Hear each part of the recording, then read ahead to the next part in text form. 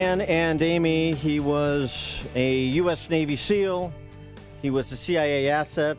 He was the founder and CEO of the rather infamous private security company, private military corporation, PMC. He is Erik Prince, the company, of course, called Blackwater. Now he's the executive director and chairman of a private equity fund called Frontier Services Group, and he joins us now. Erik Prince, thanks so much for joining us. Appreciate it.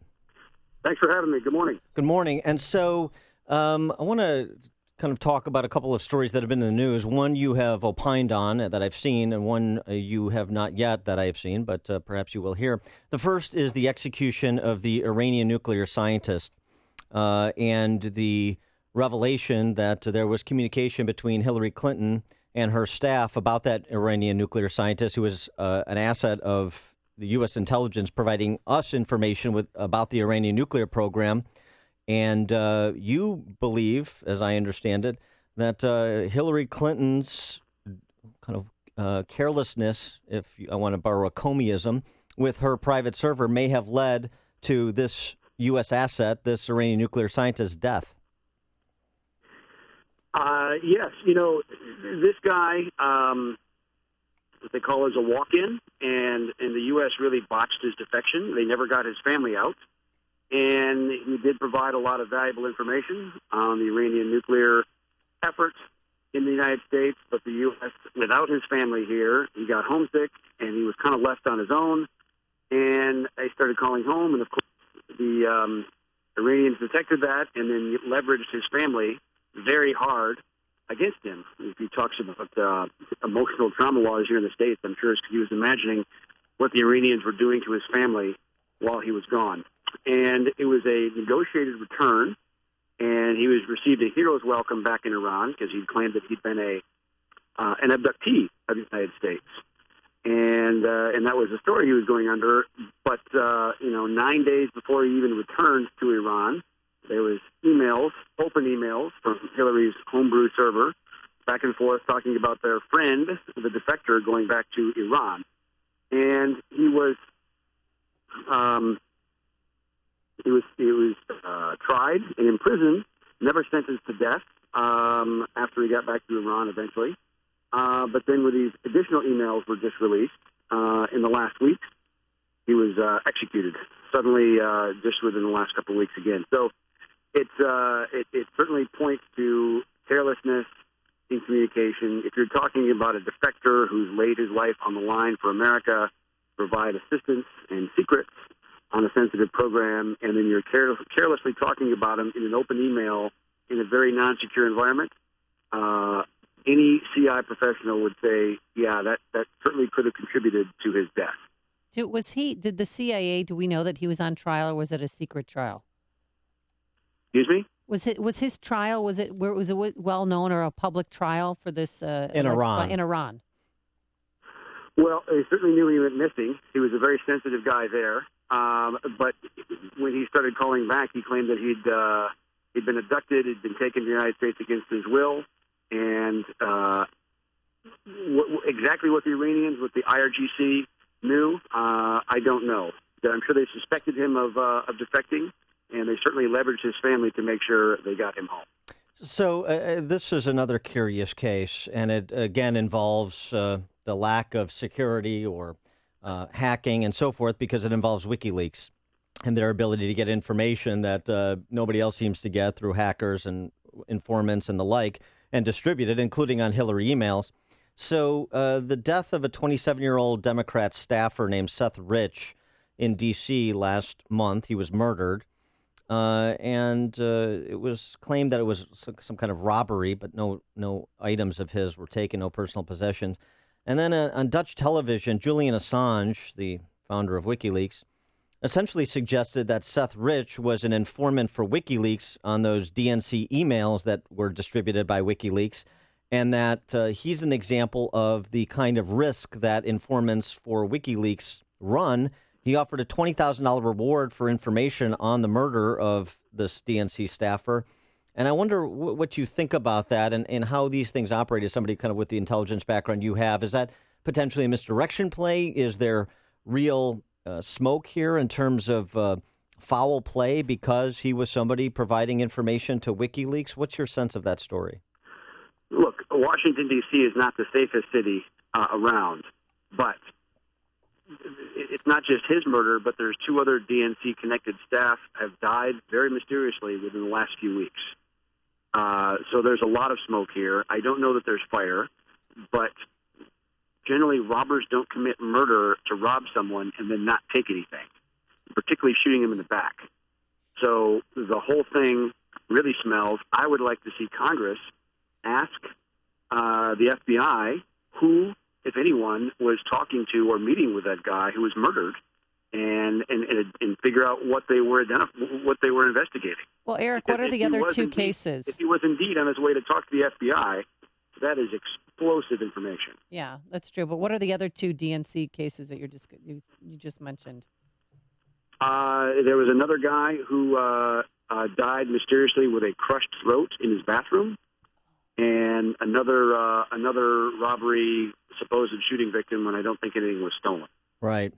Another question, kind of switching to the other side of the presidential contest for a minute.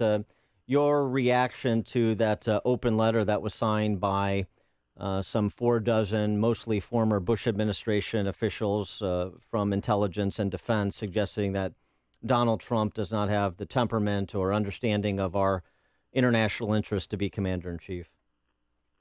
Well, I wholeheartedly disagree with that letter, and I disagree with most of the individuals that signed that letter. And if they want to claim great success and legitimacy for the last 7 years of the Bush administration and their foreign policy success, I don't think they have a lot to be proud of.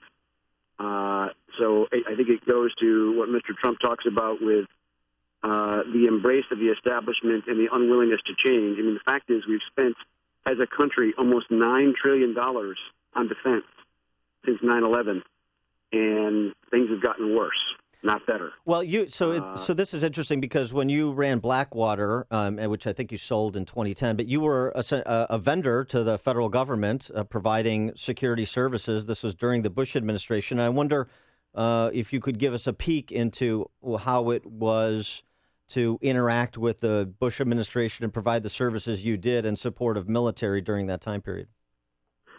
I would say the most effective response the U.S. had to terrorism was right after 9/11. For about the first year, the CIA had the lead and did a lot to run down al-Qaeda globally and to really push back the Taliban very hard in Afghanistan.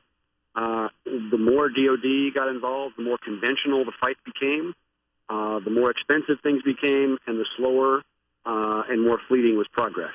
And I think fighting a non-state actor requires a robust intelligence service and approach to it, not uniformed, certainly not conventional forces of the DOD, because they've really, they spooled up the cost. Look in Afghanistan now.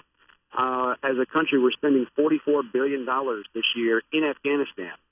Only $4 billion of that goes to actually supporting the Afghan security forces.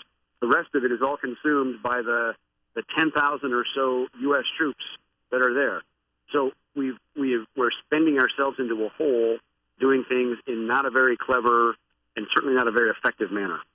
And we're talking to Erik Prince. He's now the chairman of Frontier Services Group. He previously founded and was CEO of Blackwater, which was a PMC, private military corporation. He's a Navy SEAL, former CIA asset. What's your assessment of the intelligence community and its how it operates today, as well as military readiness in connection with using actionable intelligence in a military context? Kind of what advice would you have for the incoming president based on what you know about those 2 sectors of our national security? Well, when you have the director of Central Intelligence on a recent interview in NPR stating that the CIA doesn't steal secrets, you have a very broken culture at the CIA.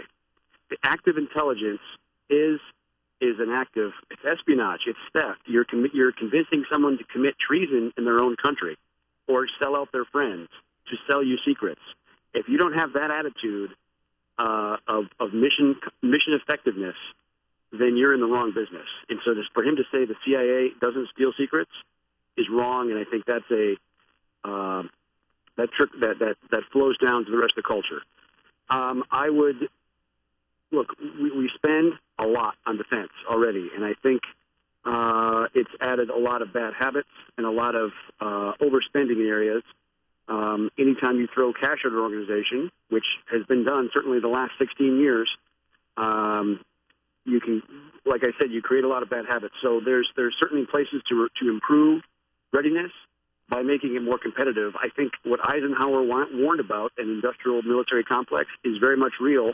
And those 50 so-called experts that signed the letter to Mr. Trump represent, case in point, that military-industrial complex and a very big government paradigm that has proven to be not very effective at eradicating the kind of terrorism threat we have. The fact is, there's very, very few wars like World War II or Korea, a big conventional war. Most conflicts throughout human history are small brushfire wars, and knowing how to fight them quickly, efficiently, with a small footprint, with minimum disruption to the civilian populace is essential. And big military forces that are designed to take on a Soviet army facing off across Europe is not very good at basically fighting, guys, 4 terrorists driving around in a pickup truck. It's a different paradigm, best left to an intelligence service and a smaller footprint, not a big plotting military. All right. He is Erik Prince. He's the executive director and chairman of Frontier Services Group, a private equity concern. Erik Prince, thanks for joining us. Good to speak with you. Thanks for having me. You bet. And he joined us on our turnkey.pro answer line.